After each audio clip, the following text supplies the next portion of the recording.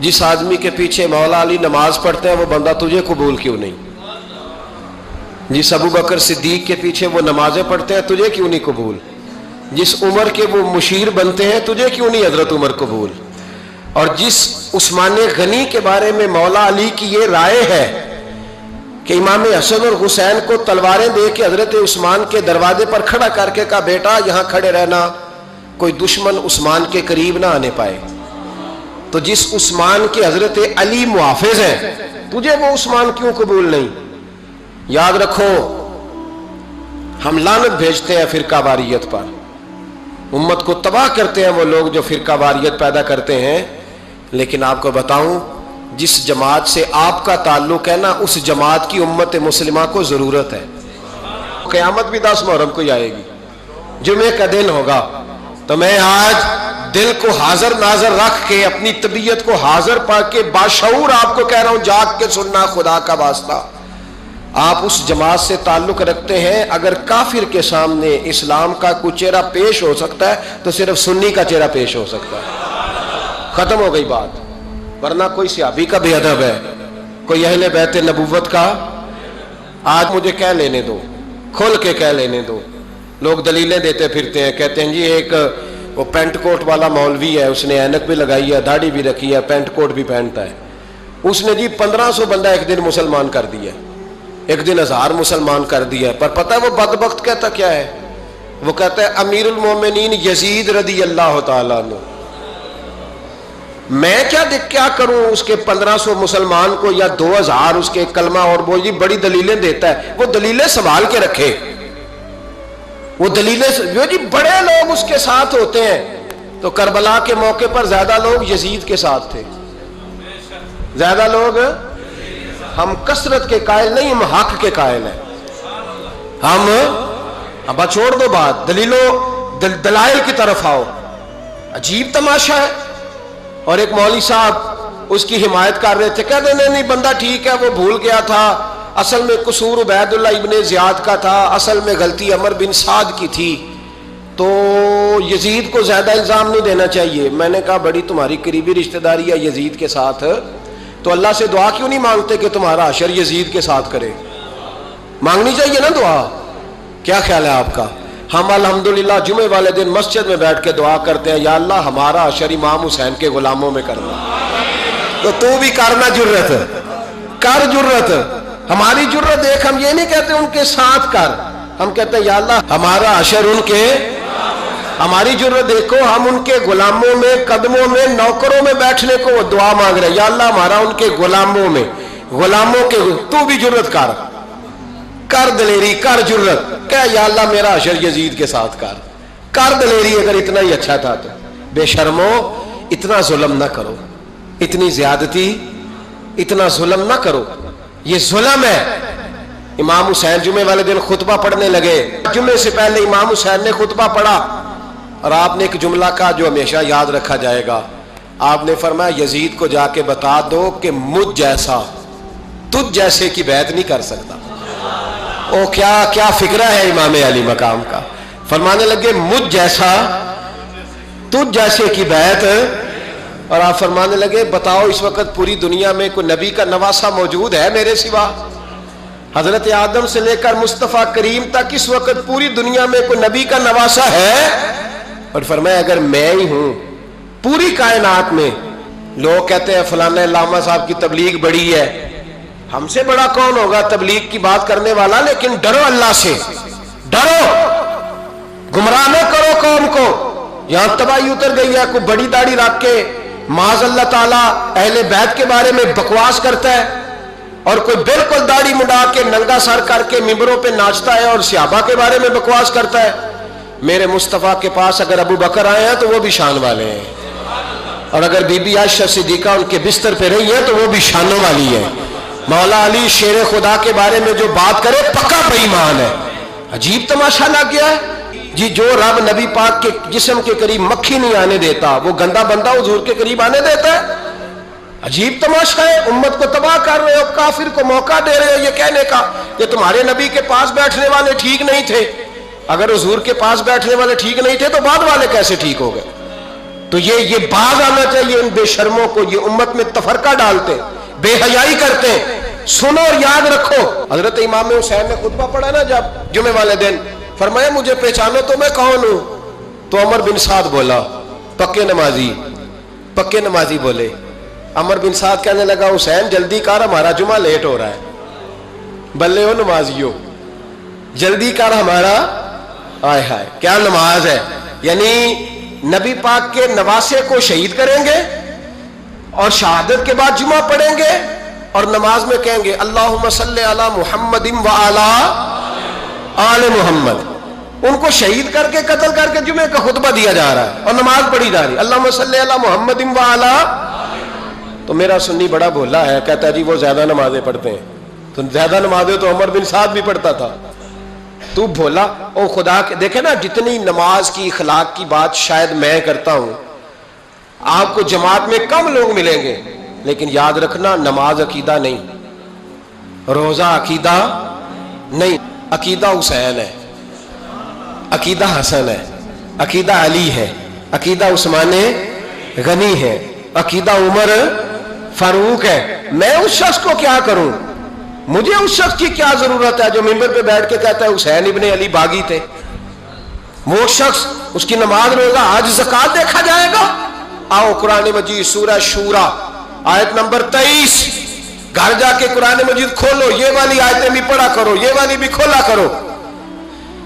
صحابہ جمع ہو کے نبی پاک کے پاس آئے، عرض کی یا رسول اللہ صلی اللہ علیہ وسلم آپ کے خرچے زیادہ ہیں، آمدن کا ذریعہ کوئی نہیں۔ جس طرح آج لوگ ہر پیر صاحب سے نہیں پوچھ رہے، علامہ صاحب سے، کہ آپ کام کوئی نہیں کرتے، کپڑے پھر بھی سفید پہنتے ہیں، کیا ذرائع آمدن ہے، پھر بھی آپ گاڑی میں گھومتے ہیں۔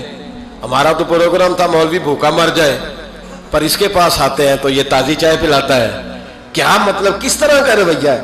صحابہ کے بار وہ یہ نہیں سوچتے تھے آتے کہاں، وہ کہتے تھے آگے بڑھ کے حصہ ڈالیں۔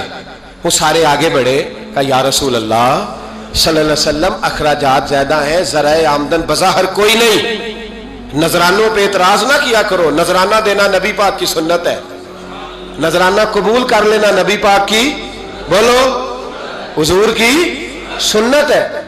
تو صحابہ جمع ہو کے آئے، ایک جگہ پہ میٹنگ کی، کہا تھوڑے سے پیسے ہر مہینے پیش کریں گے۔ تو حضور سے بات کون کرے گا پیسوں کی؟ کہا ہم نے نہیں کرنی، نبی پاک کے چچا جناب عباس کریں گے۔ حضرت عباس رضی اللہ تعالیٰ عنہ کے ذمہ لگایا گیا، جناب عباس آئے، حضرت عباس رضی اللہ تعالیٰ عنہ پیسے لے کے آئے، اور سیانے بندے تھے، انہوں نے بڑی سمجھداری والی، عقل مندی والی بات چھیڑی۔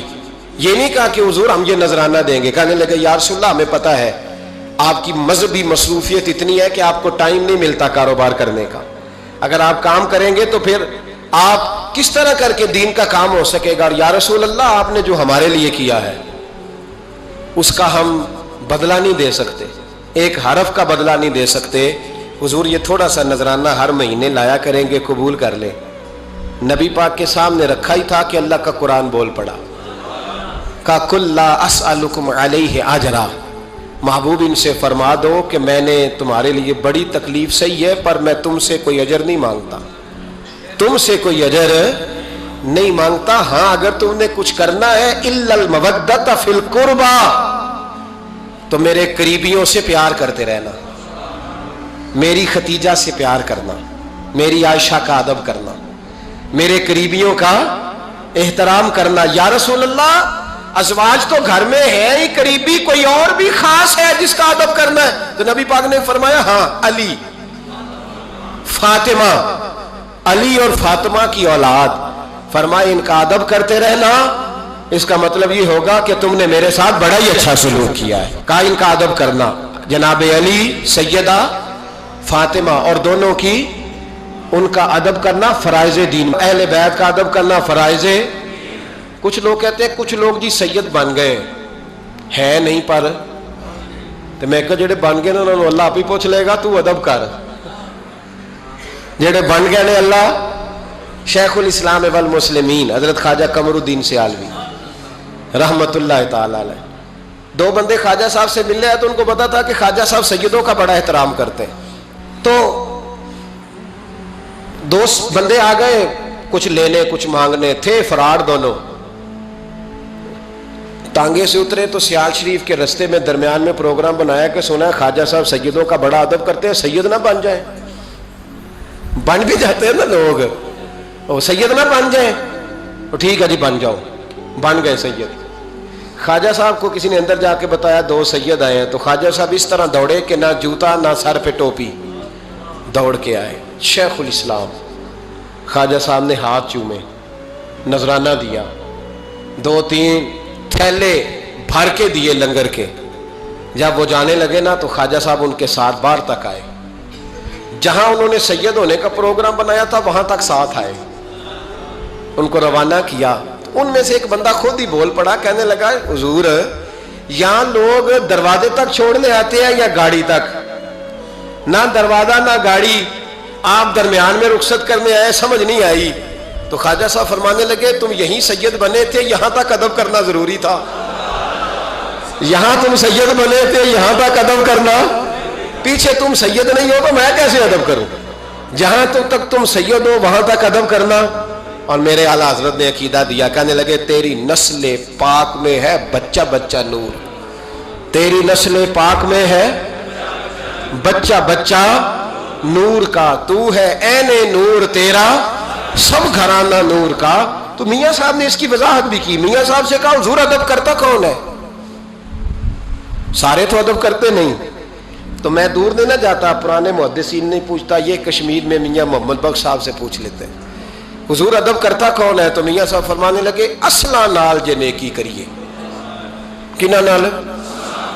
असला नाल जे नेकी करिए तो नस्ला ताक नहीं भुल दे। हाँ बेअसला नाल नेकी करिए तो फुल कंडिया नाल तुल दे।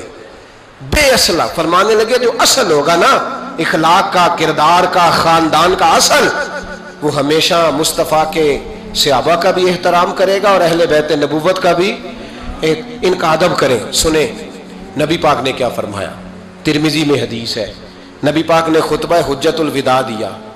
लोग हमें कहते हैं नमाज रोजा हज ज़कात इससे आगे ना जाओ, हुजूर ने खुतबा दिया, फरमाया मैं तुम्हें 2 चीजें दे के जा रहा हूं, अगर थाम के रखोगे तो गुमराही तुम्हारे पास नहीं आएगी। या रसूलल्लाह कौन कौन सी? फरमाने लगे एक मैं तुम्हें कुरान दे के जा रहा हूं, दूसरा अपना खानदान दे के जा रहा हूं। इनको थाम के रखना, गुमराही कभी तुम्हारे पास, इनको थाम। सुनो हजरत उसामा बिन ज़ैद रदी अल्लाह ताला, हजरत उसामा आप फरमाते मुझे नबी पाक से कोई काम था, ये भी तिरमिजी की हदीस है। कहते मैं हुजूर से मिलने गया तो मैंने ना हुजूर से बात छेड़ी, नबी पाक से मैंने जिक्र छेड़ा। जब वो बात मैंने करनी शुरू की ना तो हुजूर ने चादर ओढ़ी हुई थी, बुक्कल जिसको मारते हैं, कहते हैं चादर ओढ़ी हुई थी। तो नबी पाक की ना चादर में 2 चीजें हरकत कर रही।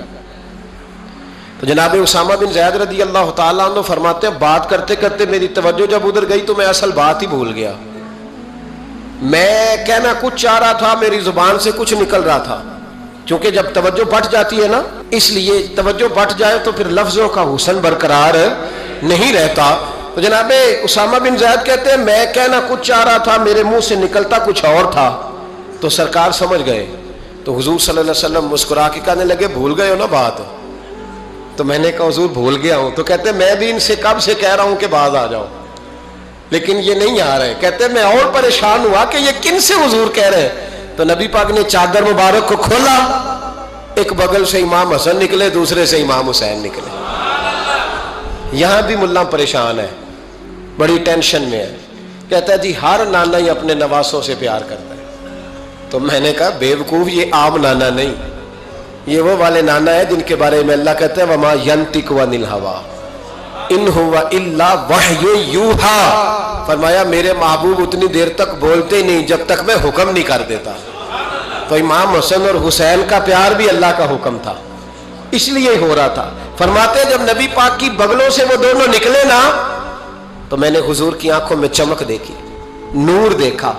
और जैसे बंदा किसी से प्यार करता है तो चेहरा भी बता नहीं रहा होता, आजकल की जुबान में कहते हैं बॉडी लैंग्वेज, उसकी बॉडी लैंग्वेज भी बताती है कि ये जो बात कर रहा है ना ये तारी है। तो महबूब फरमाने लगे उसामा ये दोनों मेरे बेटे हैं, ये दोनों मेरे बेटे हैं क्योंकि मेरी बेटी के बेटे हैं। और फरमाया उसामा मैं इनसे बड़ा प्यार करता हूं। काश उम्मत इन लफ्जों को समझ जाए। हुजूर ने फरमाया मैं इनसे बड़ा प्यार करता हूं, मैं बड़ा प्यार करता हूं। और मैंने रब से दुआ की है, या अल्लाह जो इनसे प्यार करे तो उससे प्यार करना। मैंने ये दुआ की है, ए अल्लाह जो इनसे प्यार करे तो उससे भी प्यार करना। हजरत इमाम हसनैन, पहली बात यह है कि इनका प्यार ईमान का हिस्सा है, इनका प्यार ईमान का हिस्सा है। इनसे जो प्यार ना करेगा वो साहिब ईमान